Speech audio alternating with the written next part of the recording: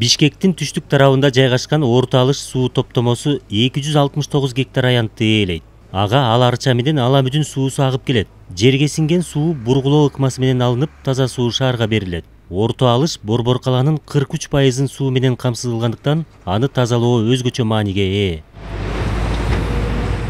9 эң чоң озеролордун ичин тазалоо жумуштарды бүгүнкү күнү аткарып атабыз. Ичин баары силер өзүңөр көргөндөй камыштар менен, бактар менен өсүп кеткен. Суу топтолуш үчүн ушулардын баарын тазалайбыз. Тазалагандан кийин суунун статистикалык уровени көтөрүлүш керек да. Ал жердин алдына сиңилет. 3 күндүн ичинде бул озеролор толот. 3 күнүн ичинде ошондой эле жердин алдына сиңип кетет. Жердин алдына сиңген сайын биздин скважиналар көбүрөөк суу чыгарып турат. Бишкек суу канал ишканасына таандык 37 суу топтомо бар. Орто Алыш алардын эң чоңу болуп саналат. Жалпы 334 бургулоочунун 144-ü ушул жерде. Эскирген жабдуулар оңдоп түзөө менен колдонулуп келатат.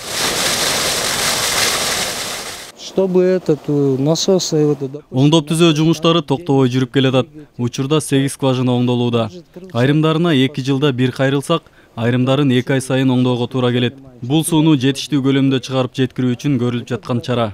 Суу топтомолору атайын кайтарууга алынган объекттер. Калаа тургундарынын таза суусу үчүн жүздөгөн адамдар эмгектенип жатат. Чыгымдар да аз эмес.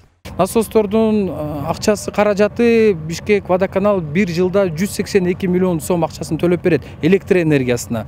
Анан ошондой эле бизде Бишкек шаарда 37 водозабор деп айтканда эле, аны бизди полк охраны милиция деп коет. Ошо биздин милиционерлер охрана кылат. Ошого биз водоканал 1 жылда 98 миллион сомдун тегерегинде төлөп беребиз да. Эми чыгымдар биздики көп.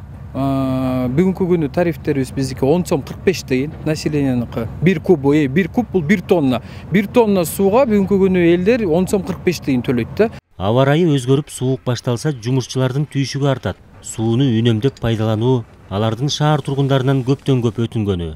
Калыгул Асанбаев, Азамат Кыдыр Токтоев, Ала Тоо 24.